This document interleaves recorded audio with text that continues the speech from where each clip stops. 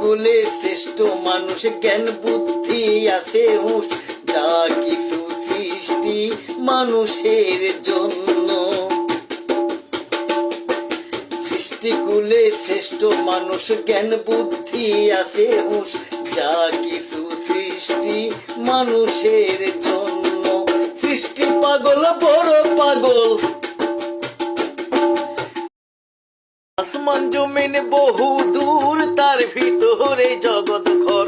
আসমান জমিন বহু দূর তার ভিতরে জগৎ ঘর।